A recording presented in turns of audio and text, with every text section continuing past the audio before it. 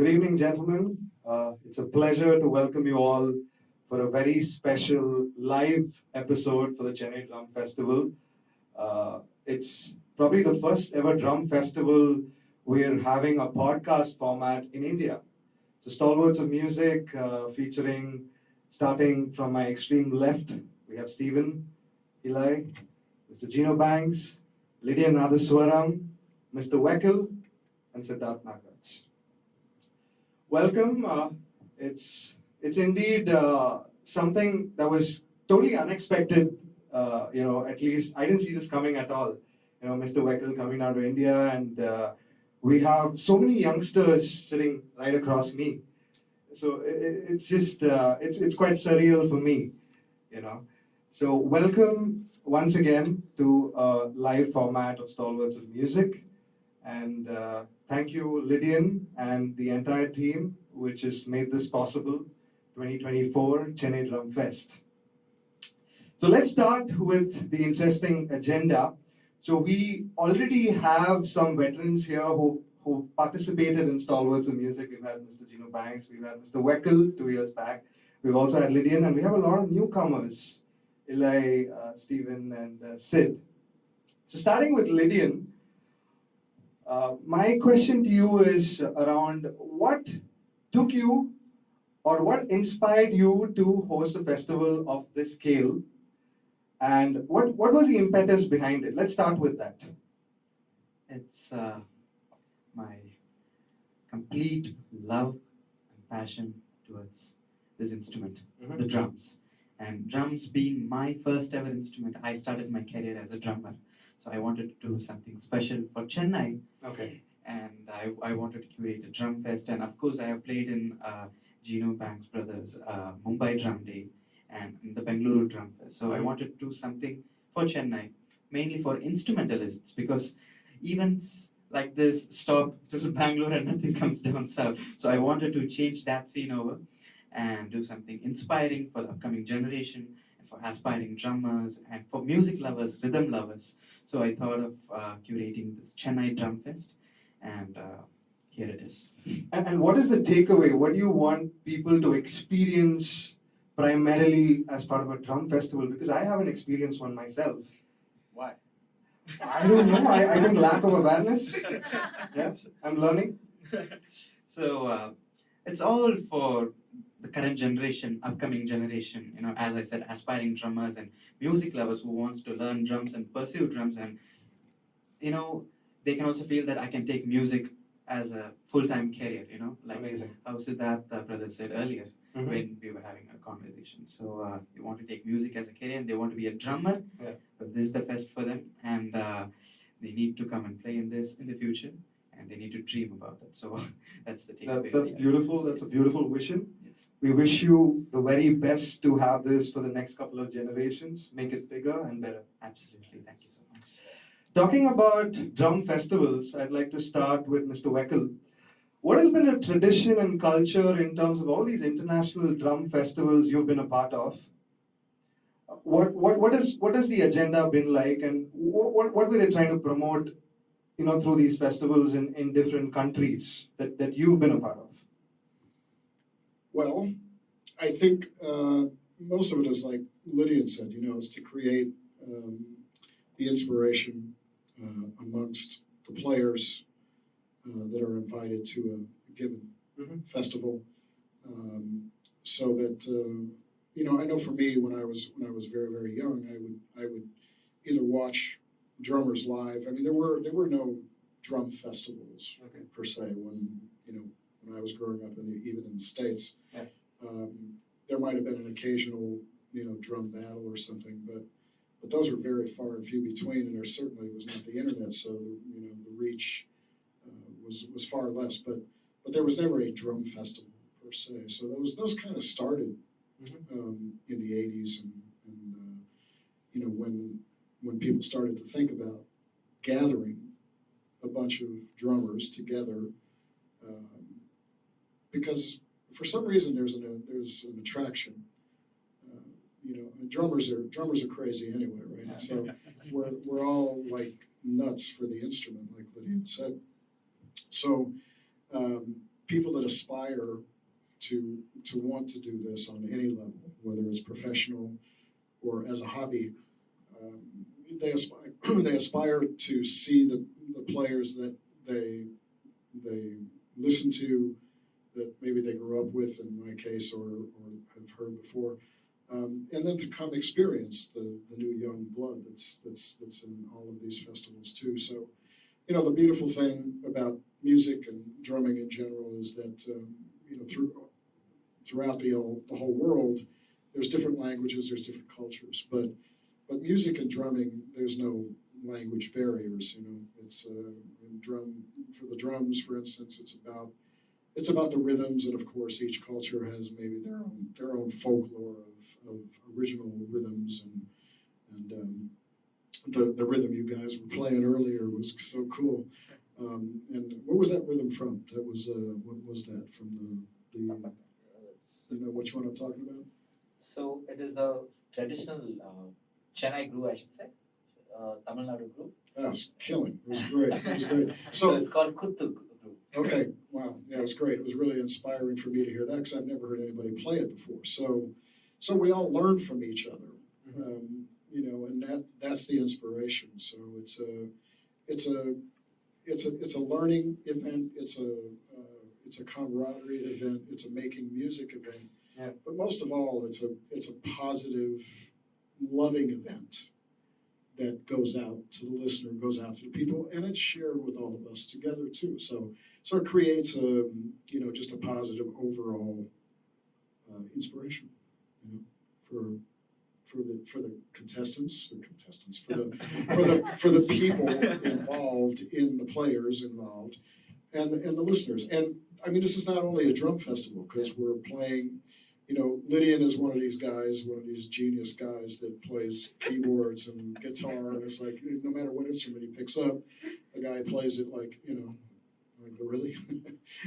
But anyway, so we're playing music together with Lydian and his sister on flute and our bass player friend that I'm losing. What's your name, man? Tell me. Alam. Yeah. So Ilai, great player. So we're playing a few tunes together. So it's not only about drums. It's about music making with the drums as well. So it's a music event. I'd also like Mr. Banks to speak a little bit about the drum festival traditions. I believe it started in 2016. How has it developed over the years, and what new offering or what's special about Chennai Drum Festival? Could you speak a little bit about that as well? Well, having Dave Weckl here for Chennai Drum Fest makes it really extra special, really. And I mean, I grew up with the Modern Drummer magazine and the Modern Drummer Festival. That was like a highlight, like for any drummer. You waited for the Modern Drummer Festival because you saw all kinds of drummers, like from jazz to pop to rock to death metal. Like everything in between. But everybody got along, everybody supported each other, everybody listened to each other, everybody learned from each other, and what Dave said earlier, the camaraderie between everybody. Very inspiring. And you want to kind of strive for that in your playing and in your community. So I was always inspired by that. And also, India has a strong tradition of percussion, what we call jugalbandis, or talwadya kacheris, which is like getting various percussion instruments together, playing solos and trading, basically. So that mixing those two concepts of why don't we do that with drum set like the Modern Drummer Festival, but use it in a format of how the Indian percussion system works for performance. So I started Mumbai Drum Day in 2016, and everybody had a great time. It inspired Arun Kumar to start Bengaluru Drum Fest in Bangalore. It inspired Sombit Chatterjee to start Kolkata International Drum Fest in Kolkata. And now Lydian's here with Chennai Drum Fest. And we have some of the brightest talents in India on the drums. And we have the master here with us. So, I mean, it's only getting better. So I'm very, very happy. And thanks, Lydian, for making it happen. Talking about posture, right? Very, very interesting facet that I observed while all of you were rehearsing. Mr. Weckl was making certain adjustments. Mr. Banks put his throne a little towards the bottom. Yes. And yeah, so how important is posture when you are introduced to a new band setting? And how do you ensure that you maximize in terms of your potential in a drum setup which is quite alien to you? Because there is a tradition where you play in clubs, right? And you are invited as a special guest, and then you gotta like turn on the spontaneity button. So how do you guys do it? Like, what is that formula, or how do you kind of ensure that you are able to maximize in terms of these drum setups and the posture? I would like Dave to answer that because I know you went from a big transition in your setup and the way you sit and how you play. So could you give us some insight on that? Well, based on my studies with the late Freddie Gruber, it's not that he taught this aspect, but it's one that I realized, and that was the things he was trying to teach, which was letting the stick do a lot of the work in the sense of rebound and bouncing, couldn't happen actually unless the ergonomic aspect of the drum set was conducive to allowing it to happen. So it was something that I had to self-analyze when I was studying with him, and because I used to sit a lot lower and my drums were positioned differently, and I realized that I was really working very hard to try to produce some of the anything that I was trying to do. It was very physical because I was, in Freddie's words, I was in my own way quite a bit, and I think a lot of drummers go through that where they're forcing the issue and thinking from an aspect of physical in, and Freddie's thing was all about rebound, relaxation, up and out, and different grip points on the stick, and just manipulation instead of grip tight grips and doing it. So the posture, which you comment on, really is more about the whole approach to the drum kit, because I'm not going to say one's right or wrong. I just know what works for me better. Okay. And for me, the longevity aspect. I mean, I'm 125 years old. So at this age, I have to make it as easy as possible. So I realized that for me, I needed as much clearance on the backside of the stick to rebound. In order for that to happen, your legs have to be out of the way. In order for that to happen, you have to sit high enough, and the drums have to be high enough so that the approach is very natural. So you're not bending over and you're not reaching for anything. So that's where the posture comes in. So what you're talking about is sitting in on another drum set that's not yours and having to deal with it, which I don't have to do so much anymore unless it's just a fun one song sit in. Yeah. And then, we're all to the point where we can basically sit down on some boxes and pan lids and make them sound okay. So we can adapt, but it's certainly not, for instance, for me, I play the traditional grip.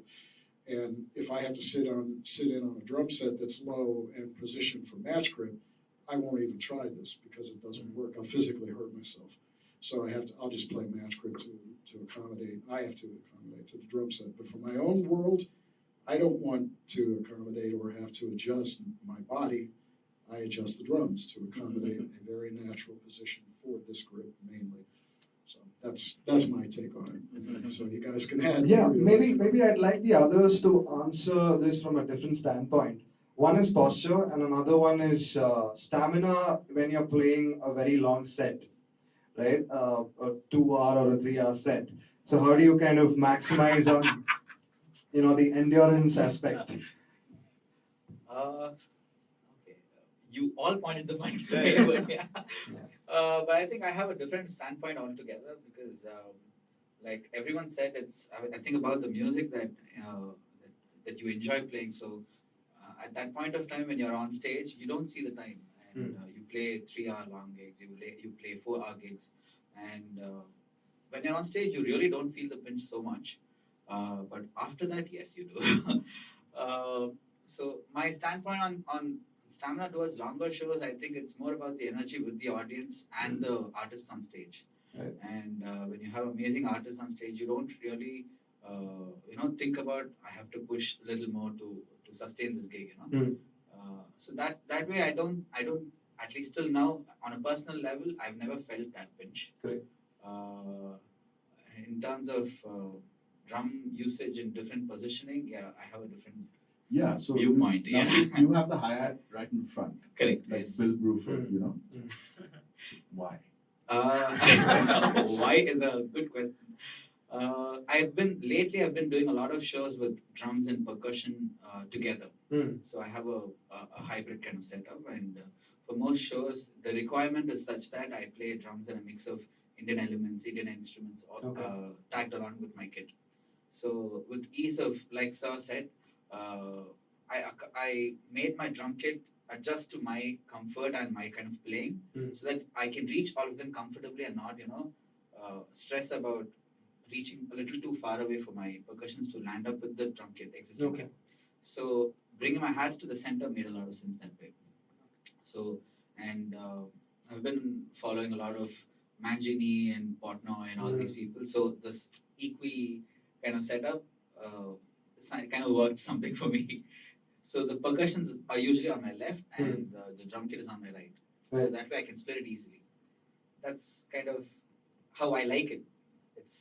It might sound a little tricky and tough for the others too when they sit, but in fact you've done that for a few gigs yourself, right?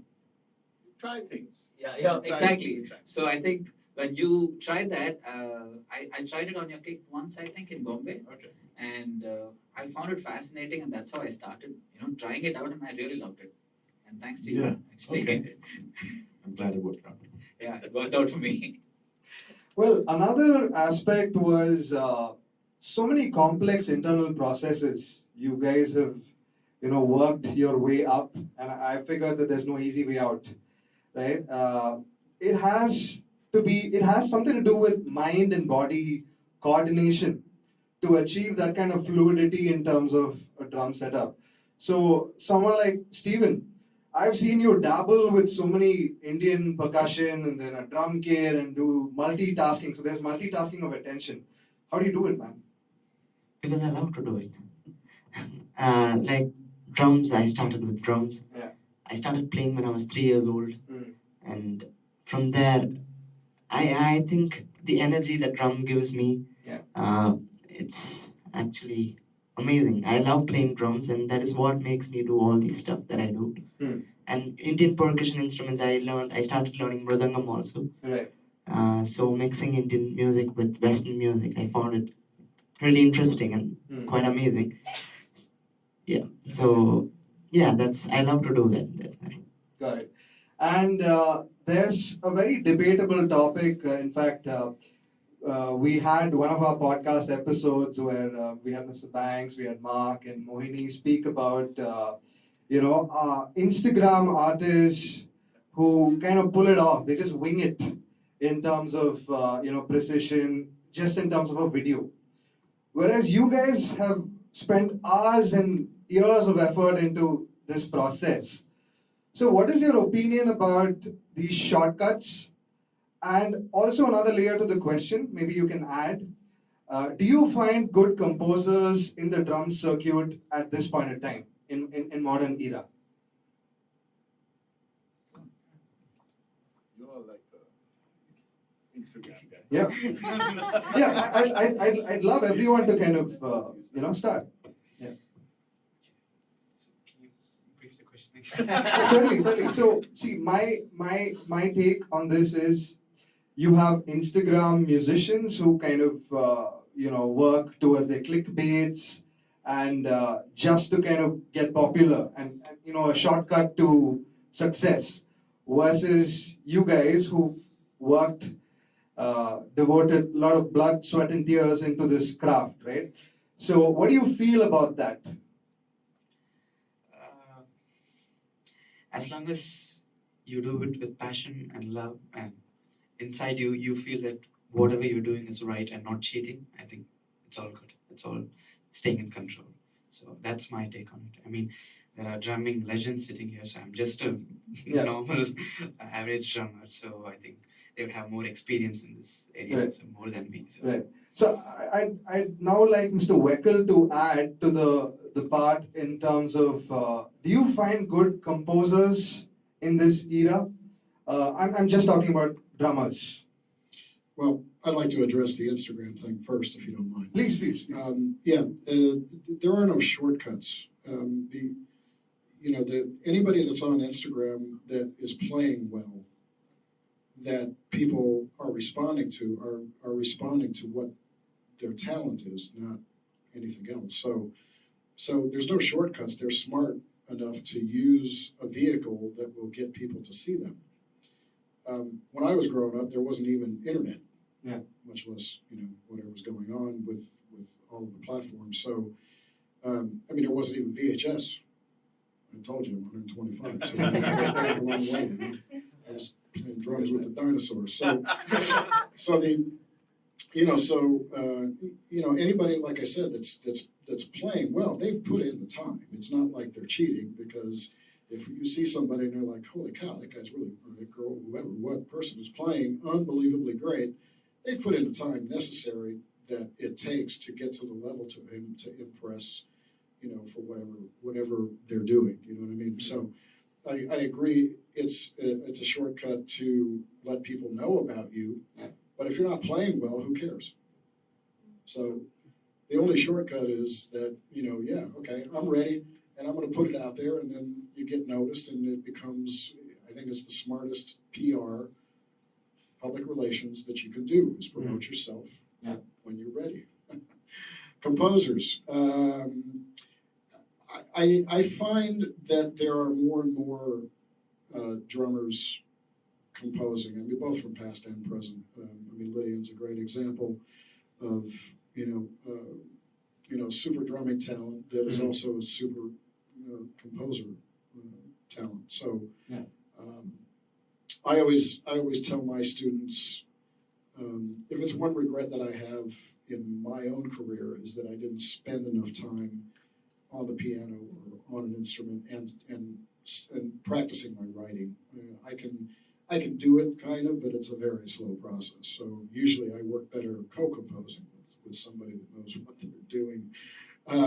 But I always tell my students, man, study harmony, study theory, play something, play a keyboard, play a guitar, play whatever you might like that you can learn about writing, composing music. Another angle to this, you spoke on behalf of the musicians, but from an audience standpoint, tomorrow we're going to witness the common man, the public of Chennai coming down to witness this festival. So how important is it for them to understand these sensibilities in terms of, I was at a piano festival a couple of days back, and I saw a virtuoso playing something fast, and then people just loved it. So how important is it for them to understand the difference between, a virtuoso performance during that stipulated time versus actual creativity, and how should they value it? How important is it for them to value it? It's music, right? Yeah. And we have different individuals on stage playing who bring their personality and style. And with the drums, it's very personal, because the setup's going to be different, the sound is going to be different, the kind of music that everyone's going to play is going to be different. So it'll offer something to somebody on some level. I think so. So if somebody likes a certain kind of vibe, they might get it from one of us, So I think the variety for these shows is great, and to have not just musicians, but just regular people who are fans of music. And a drum show is the most exciting show you can watch anyway. So no special kind of sensibility for witnessing something of this nature? Like we said, this is happening for the first time in Chennai, so we're gonna see tomorrow. We'll discover. I just think it's just the rhythm that gets everyone. I just said, it's the rhythm that gets everyone first. The world functions on rhythm, like so said. The rhythm's gonna get you. That's an old song. Gloria Estefan. Killer. Let me add please. just to say quickly that, we're not just in the drumming business. I mean, you know, if you go back to in the Western culture, if you go back to the people that really started to bring the drums to the forefront, like Gene Krupa, for example, and then Buddy Rich, you know, those guys were sort of responsible to bringing the drums into the spotlight. So, and those guys were entertainers as well as musicians and drummers. Now, I don't consider myself such an entertainer. I'm more of the serious musician. So I, you know, I wish I was better at that stuff. But just the playing and the musical aspect. I mean, if people come into a situation with an open mind, without any predetermined ideas of what it's supposed to be, or what, you know, or how it might affect them, you know, their first response, they may not like it. And I'm speaking from experience with that too, because there was a lot of music that I would hear first. I was like, I don't like that. But then I would listen to it over and over and over again. I was like, okay, I understand. I think there's value there. There's something I can enjoy and learn from and get something from. So I think as long as people come with the idea to understand, first of all, that it's everything we're giving, everybody here on stage and the musicians, it's a positive giving. So we're not trying to make anybody angry or trying to offend or trying to do something in a negative way. We're giving a positive, you know, loving thing between all of us for our individual output to the audience and for each other when we're playing together. So it's always going to be up to the individual, and it's not up to us to say, oh, we think you should do that, because that's what makes everybody different. Some people like, some people don't, but I think the more open mind you are, the more you are able to take things in, appreciate, and enjoy. So that's my take on it. Last night I was stumbling upon this video on the internet where I saw Jojo Mayer doing something with generative AI. When I got into the crux of it, he was trying to determine as to, you know, his playing style. He was having some sensors and then, you know, a lot of fancy things that kind of saw his movement, his adaptability, you know, in terms of live performance, etc. So I'd like you to kind of outline your personal experience in the world of AI. Have you guys tried something with AI? Well, right now, on the iPhone, there's a cleanup option in the edit thing, which is kind of like AI. So if you want to knock somebody out of a picture, you can. So that I've been using a lot of AI in that way. That's the only kind of AI. The kind of AI I've been using is to remove drums from the songs I like and start playing them. So would it be right to say that, I mean, at least, you know, speaking among, you know, these set of people, there's no scope for that in this world of music for you all?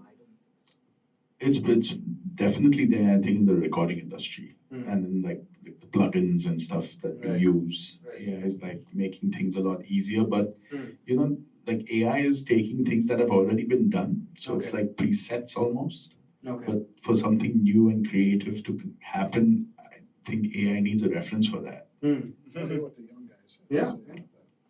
Your experience with AI in the world of percussion? Actually, I haven't used AI. Are you sure? Not in ChatGPT for your... Yesterday I figured out the logo of ChatGPT. I didn't know it. What about you, Lydian? I just used to generate images in AI. So I type whatever I want there to be in the image, and then I use that for my upcoming project. What I'm doing, it's called the Tirukkural. So for that, I try to convey the meaning of the Tirukkural through an image. So that's what I'm using AI for. Sweet.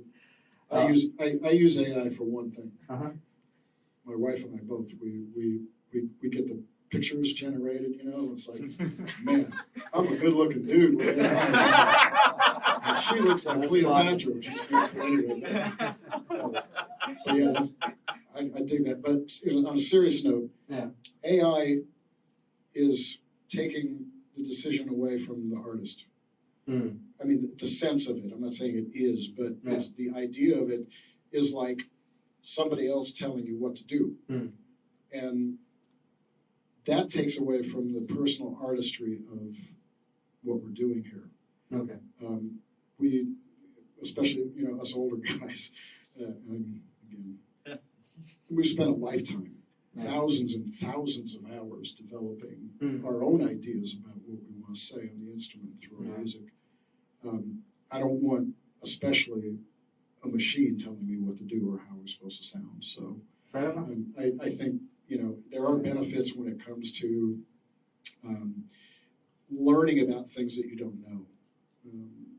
Like in a mixing scenario, maybe like the plugins, like you said, those type of things that maybe they come up with the perfect mastering preset. Yeah. I doubt it for me, for my taste, because I'm going to have my own ears to make my own decisions. So at this point, I'm resistant to it. I stay away from it. Got it. Got it. In terms of jazz as an art form, right? How is it being instilled? Firstly, let's start with Mr. Weckl, and then we'll come to our own country. As a classical art form in your country, in the present day scenario. Jazz has always been sort of an underground music to be appreciated by those that go and want to learn and be affected by the aspect of what jazz is. Jazz. I don't really think it's changed any from the old days, because, like I said, it's always been a struggle to play that kind of music, survive playing that kind of music. It's why I certainly haven't made a career out of only doing or only saying that I'm a jazz musician. That would be suicide. Because there just isn't enough commercial work, because it's not something that's on a commercial level that a lot of people understand or care to understand. Vocal music, something to dance to, that's the commercial aspect in the West that people respond to, and I get that, because I love that kind of music too. That's I didn't grow up listening to and playing jazz when I was young. It was rock and funk and pop and all that stuff, and I was turned into jazz. I was turned on to jazz by first my father and then my peers and friends that turned me on to it. So then there's the other thing of jazz morphing into these other places. Smooth jazz, for example, in the States is huge. I'm actually doing a smooth jazz cruise in February. I'll be on the water for 2 months playing with Marcus Miller and Lee Ritenour and Eric Marienthal, Patty Austin, to name a few.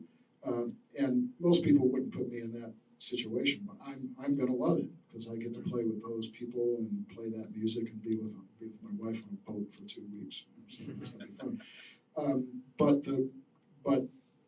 But there's also, what's called jazz becomes very cloudy, and it is a specific, you have to be pretty clear about what kind of jazz you're playing, because smooth jazz is basically kind of simplified, watered down, if you will, commercialized funk, rock, pop. Groove music can be vocal, can be instrumental.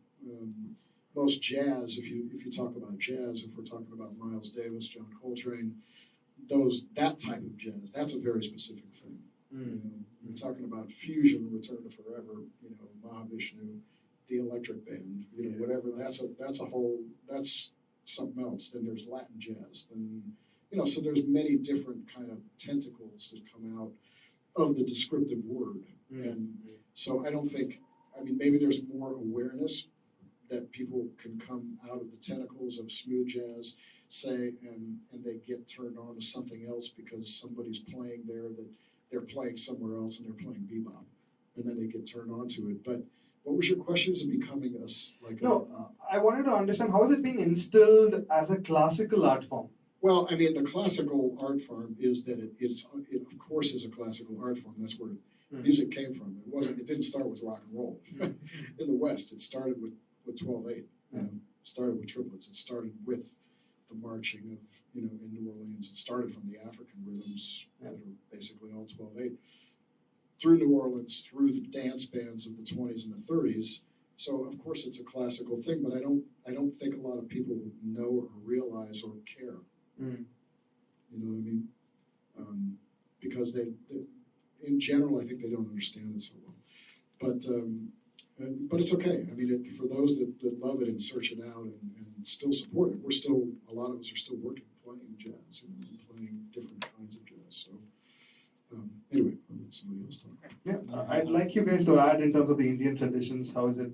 The thing that India shares with jazz overall is the improvisational aspect of it. And in classical music, from Hindustani to Carnatic, is heavily improvised. So that connection for Indian musicians who play Western instruments and want to learn how to improvise, jazz is really important for that. You don't have to be a bebop player. But if you want to improvise, you have to study the art form. And coming from India, you should have the culture of where you're coming from, be it Hindustani or Carnatic. Again, if you want to be an improvising musician, and if you want to be a working musician, and if you want to develop that skill set as an improviser, you'll just generally be a better musician. So I think it's a very important art form, and jazz has traveled all over the world, and it's been infused with all these cultures. So I think it's an important art form that any musician who wants to become a pro should develop that skill set, even if they don't be a jazz musician. I just have an add-on question for Gino. In terms of drummers, you've seen a lot of drummers from India, be it from Chennai, South Indian and North Indian musicians, both classical, as in Hindustani, Carnatic, classical Indian music also. How do you see the jazz scene growing in the southern side of India? Because for me, I've grown in Chennai all my life and in Hyderabad.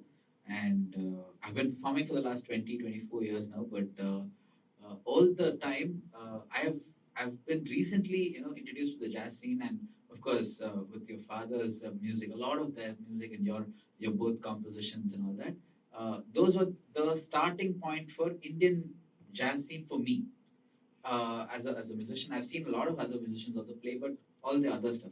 But you have composed a lot of songs on those lines also, right? So I worked with a lot of people who've composed music like that. Yeah. Correct. So I think, how does it come to musicians in the southern side? Have you seen people who have been interested in that space also from this side? What has happened now that like the drummers have always been interested in doing this, but it's been, I think, lacking a little bit from the melodic and harmonic side.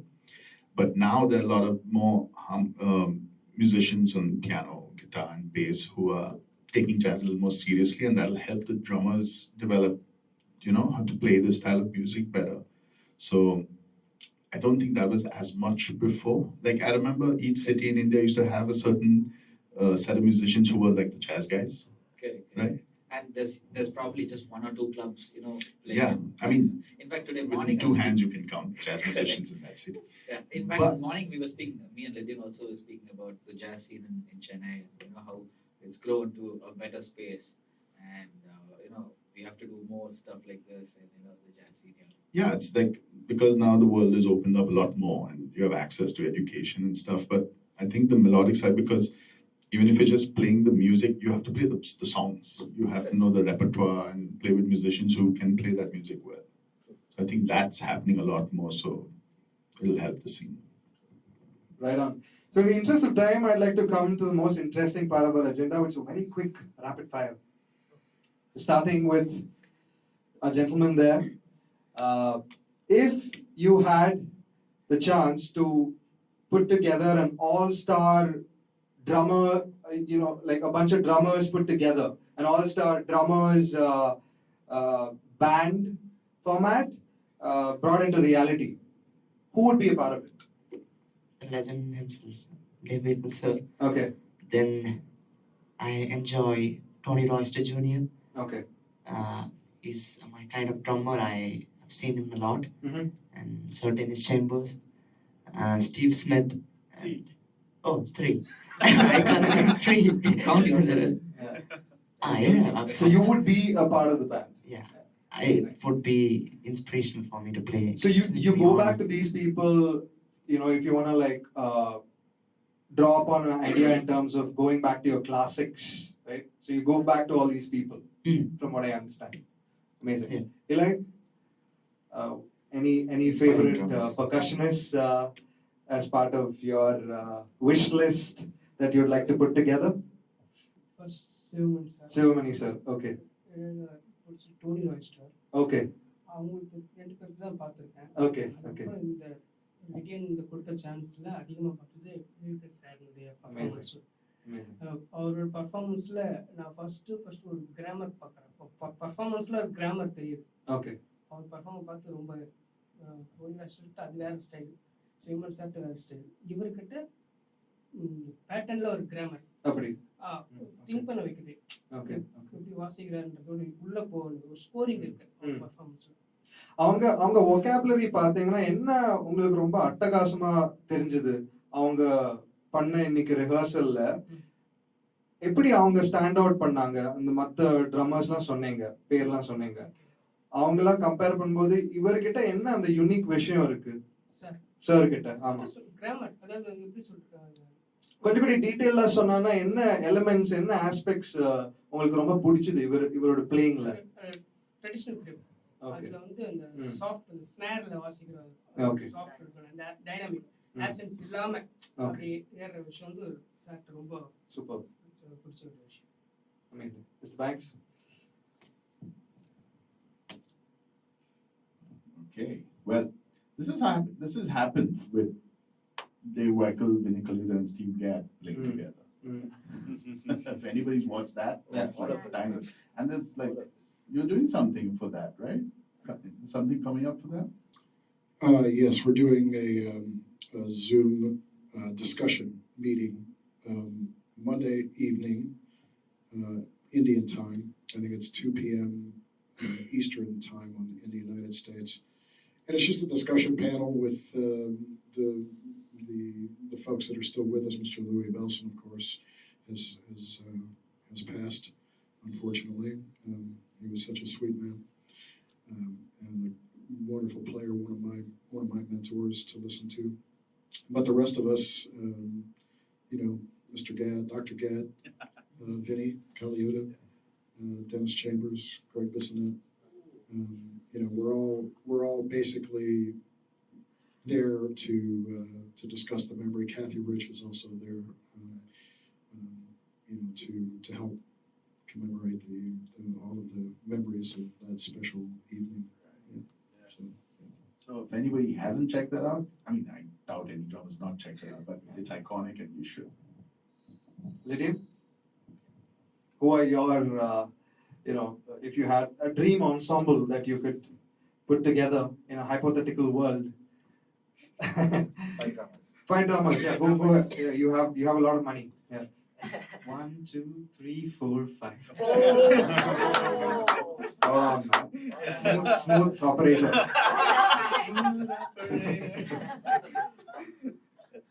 Got it. Mr. Weckl?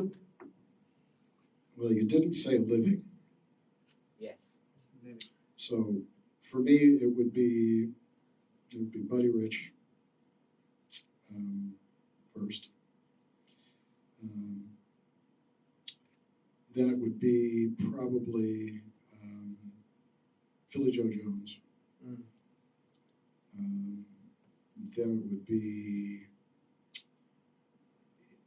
you could pick one of these 4 people to represent the real Latin culture, which is either Jimmy Brantley, Daphnis Prieto,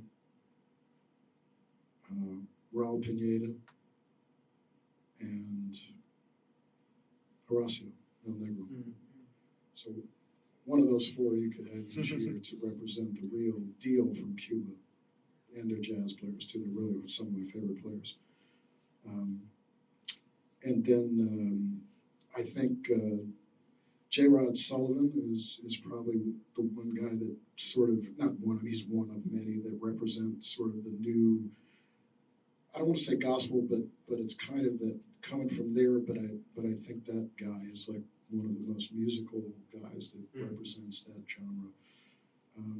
And then somebody like, I don't know. It's so tough. It's tough to put five, you know. But yeah, I'd have to put Vinny in there. Okay. And Mr. Gadd, of course. That would represent like a complete history of my favorite type of drummers. And then to leave anybody out, and I left Dennis Chambers out, by the way, on the panel tomorrow night. I knew there was one I was missing. But thinking of Dennis, because he's such an iconic, he's my generation, but he's also one of my favorite players and people. So yeah, it's tough to say only five, because it's like saying who's your favorite, and that's the beauty about music is that you shouldn't really have a favorite. Yeah. You know, you should be listening to everybody because you can learn from everybody. Well, the kind of music that I grew up with was a very, very mixed kind of music. And I think apart from the Weckl sir and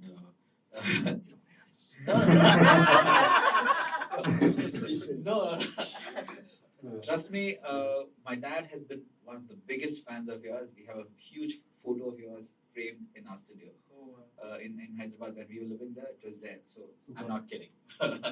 So definitely, in part of my dream lineup, it'll be him. On the other side, it'll be Mike Portnoy.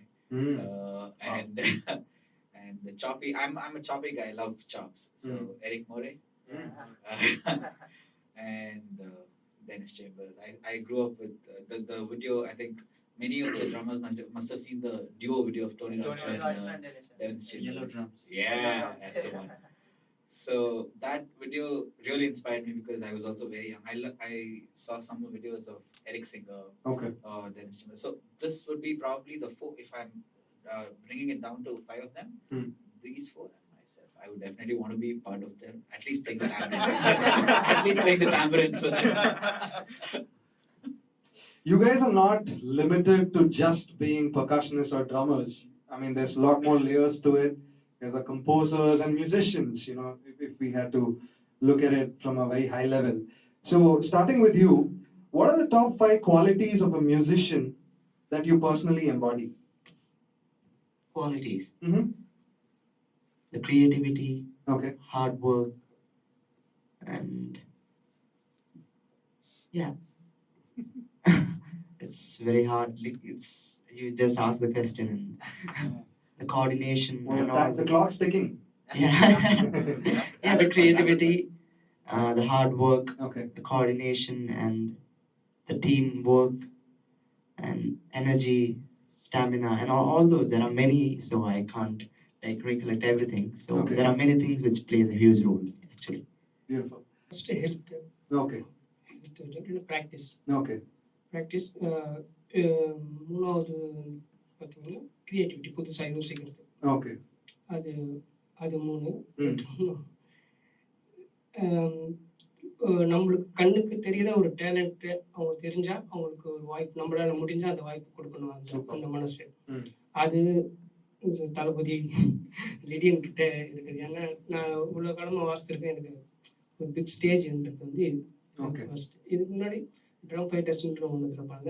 அதோட கொஞ்சம் picture drummers இந்த மாதிரி full டேலண்டான sir முன்னாடி வாசிக்கிற ஒரு மிகப்பெரிய chance big stage Lydian கொடுத்தது. இது 4 குவாலிட்டி தான் சொல்லியிருக்கேன். இது இருந்தாலே போதும். அருமையாக சொன்னீங்க.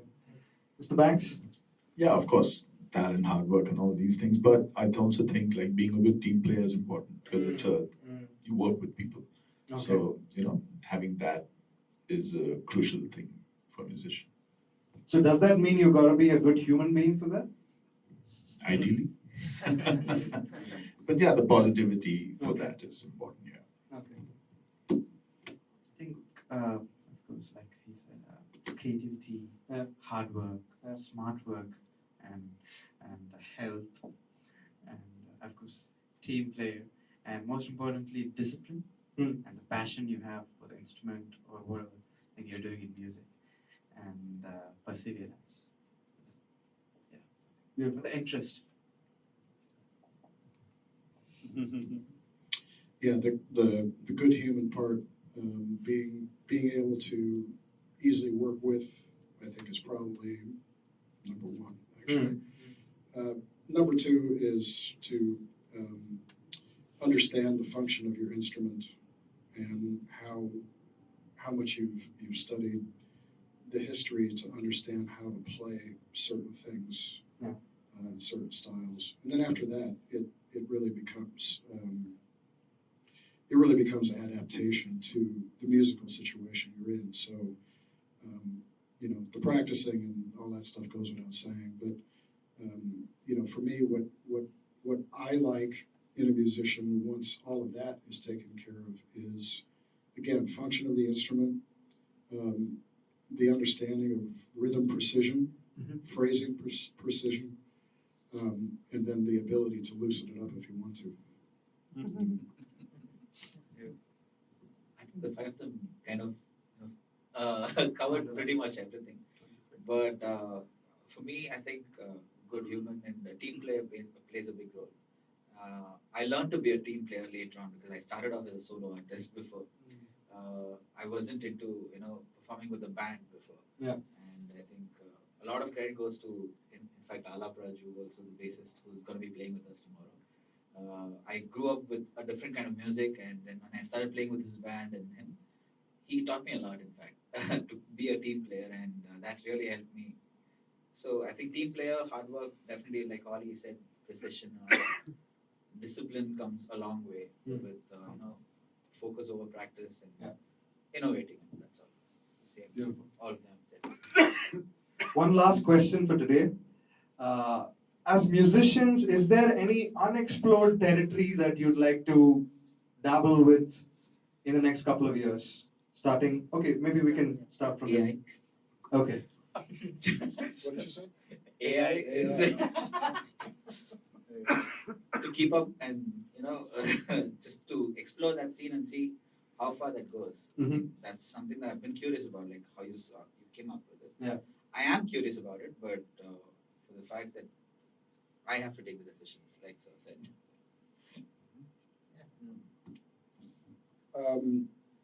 For me, it's actually finding time to get back into my own creative space. I haven't learned how to say no still in 120 years. So it's I work a lot for other people, and so therefore I haven't been able to put on my creative hat and shut everything else out for a long time. So that's one thing I'm really looking forward to, which always inspires and opens up research into maybe a music that I don't know so well, and that type of thing. So I'm hoping I can do that and share music with more people, to be able to play with more people that I haven't played with. That's a great answer for closure. Lydian? I just started my creative journey, and it's also the start of my career. So there's still a lot to learn. Music is an ocean. I just covered a droplet of it, I would say that. So, But if you had to go stepwise, what is the next step? What is the next thing that you're interested in working on or experimenting with? Of course, composing more music and incorporating different genres into Indian classical style. I would want to do that and make it sound a little bit unique. So that's what I'm working for. Amazing. Wishing you the very best. Thank you. Thanks. Wow, it's like a lot, right? But it's always wanting to improve yourself with new information and taking the stuff that you know and trying to make it better, to serve the music better and play at a high level. Okay. And on another note, I would really like to mix polka and Punjabi music. Right? Wow. I'll play you some Punjabi music later. So Okay. இந்த music விஷயத்துல நீங்க என்ன புதுசா பண்ண ஆசைப்படுறீங்க ஃபியூச்சர்ல? புதுமையா யோசிக்கலாம். ஆமா. அதுதான் புதுமையா யோசிக்கிறதுக்கு தான் முயற்சி பண்ணலாம்னு இருக்கேன். Okay. Okay. Fair. Actually, as Lydian told, music is like an ocean, so it never stops. There are many things to learn, and even now I'm also into compositions. I'm also Lovely. doing an album, and I also sing too. So Oh wow.